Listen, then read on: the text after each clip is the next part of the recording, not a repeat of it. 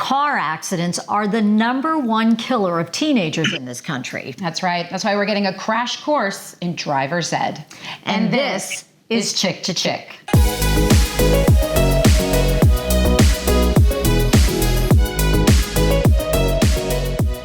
All right, we want to start by giving a shout out to Three Little Birds for providing our clothes for today's podcast. That's right. And you can shop Three Little Birds in Mechanicsburg, Hershey, and Lancaster. Thank you so much, Margaret. Thanks, Margaret. All right, back to the topic, teenagers, car accidents. Try to understand this. More than 2,500 teenagers are killed in car accidents every year in this country. More than 200,000 are injured. And just talking about this gives me PTSD. Mm-hmm. Like I'm going back to that time when my son was learning to drive, and more importantly, when I was trying to teach him to drive. It was like my anxiety was through the roof, and you're in the thick of this right now. I feel it. This is the last daughter to get a crash course from me in driver's ed, but I don't feel so good about it anymore. It makes me very nervous, maybe because I'm older and I know that there is so much out there that can go wrong. So we enlisted in some help. Today we have Bill Hodham, and he is a former Pennsylvania State Police officer. Now he's a driving instructor for Platinum Driving School. Bill, you're just a shade nuts. You've got newly permitted kids and you're driving them around. I can't imagine what this is like. Why are you doing this? Well, first, thanks for having me on. I'm doing it because being a trooper for 25 years and 31 years in the military, you see a lot of things that on a daily basis that most people really shouldn't see, and mainly with accidents. I'm doing this because it's for our future leaders or future generations in this world. Hopefully they can, get just a little bit of knowledge from us, being prior law enforcement, to help them succeed, in life and on the road. That's why I'm doing it now.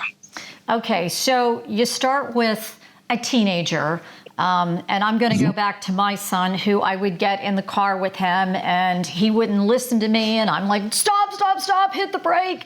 No, turn on your turn signal. Oh my God, you're going to hit that car in front of you. I felt like he wasn't listening to me. Do kids do better when they're taught how to drive when they're not with their parent and they're with someone like you? They absolutely do. And as soon as I get them in the car, I explain that to them. I'm like, look, I'm a parent.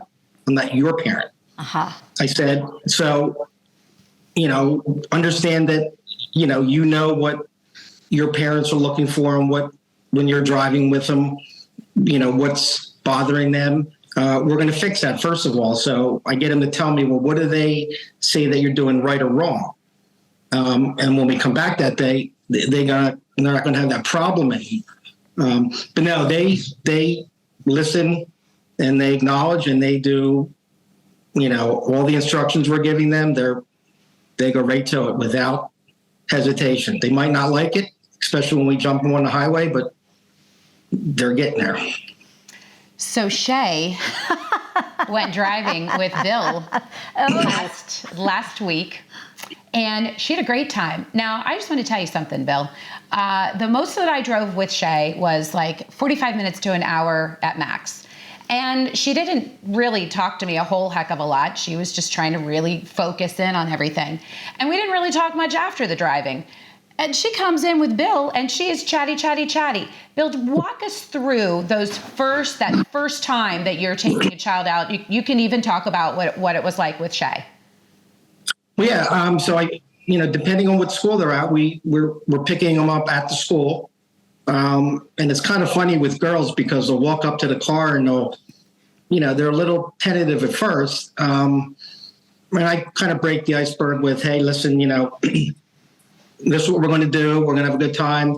I know you've been in school for a while, so tell me, where do you want to go, Dunkin' Donuts or Starbucks? And I kind of break the ice that way because they have been sitting in school all day and they're probably tired, and that kind of peps them up right away. And it's actually funny to see the ones that choose one or the other. I kind of hope they pick one, but they pick the other, which I'm okay with that. And I break the iceberg first by just explaining to everything in the car, like understanding their controls, understanding what they have to do. And then from there, once we get all that, we head on out. And from that point on, and I tell them this, I'm talking nonstop for 2 hours. And I find that when you're talking to them, they're not worrying about doing something wrong. They're just worrying about listening to what we're saying and then doing it. And it seems to work really, really well with the kids. They kind of enjoy it. And then we'll just talk about anything.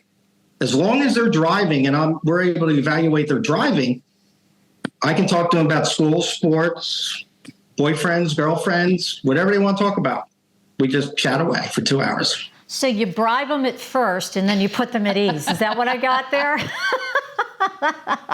I like No, that. I actually like doing that with you're right. It does put them at ease because they're getting in a car with a stranger. The girls are funny. They're like, I can't go out with my new boyfriend because my parents don't know him, but they're sending me to you after school and putting me in a car. Well, I'm like, that's really funny. Yeah. You seem pretty harmless.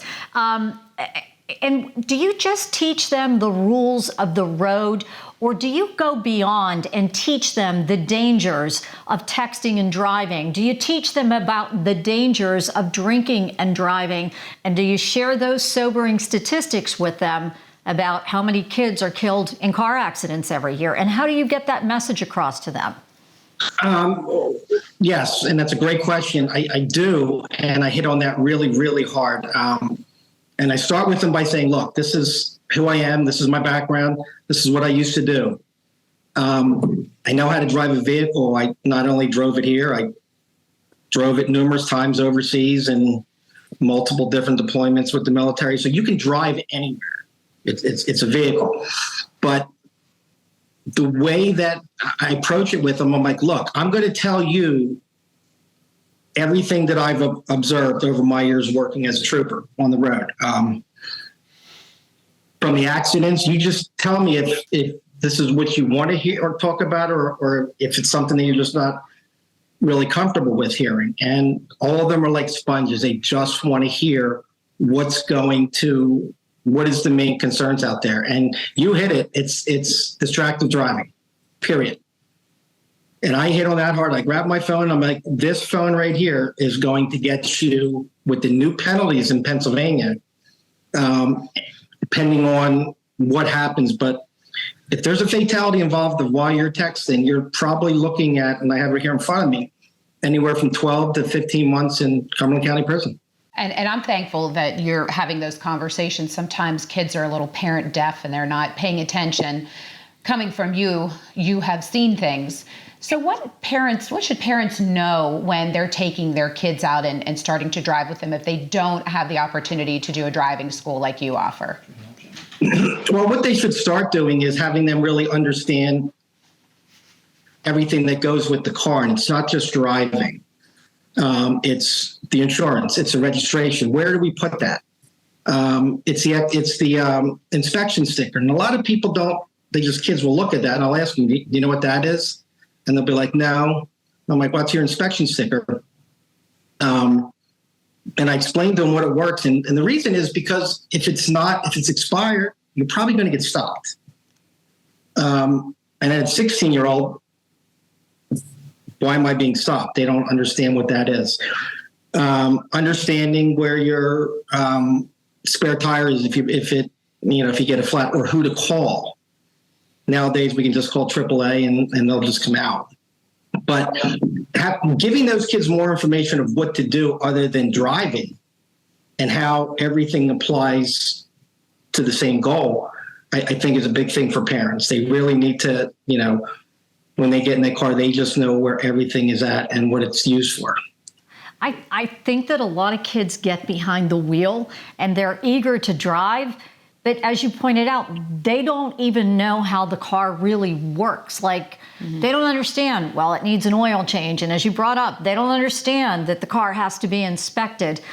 What is the one thing that you say to kids, the one thing that really hits home with them and drives home the message that really they're getting behind the wheel of something that could potentially kill someone else, or they could kill themselves?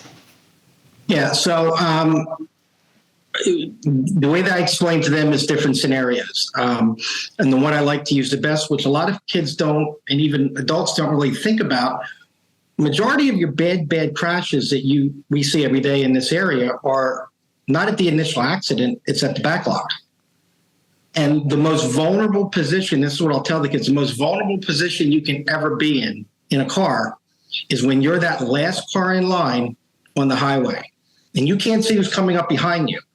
So, and I'll take them through it and say, you need to stop 10, 12, 14 car lengths behind you. And I said, and once you stop and you have your four ways on, the only place you're looking is that mirror. And now you have to start asking yourself, or even play the what if game. What if that car is not going to stop? Where are your outlets to go? And it's either in the grass or it's down the berm. And I tell them, look, anything on a car can be replaced. You can't be replaced. And once they hear that, they're like, okay, now I understand. And I just think it's something that people on a daily, even adults, don't think about when we're stopped on this highway because we're so used to always being at a standstill. But when you're that last car, that's as vulnerable as you're ever going to get out there in this highway. Bill, that's great advice. And I thank you for taking not only my child, but other kids out, because it's only keeping the rest of us safer. So thank you so much for joining us today. Bill, if people want more information about your program and the school, where can they get that information?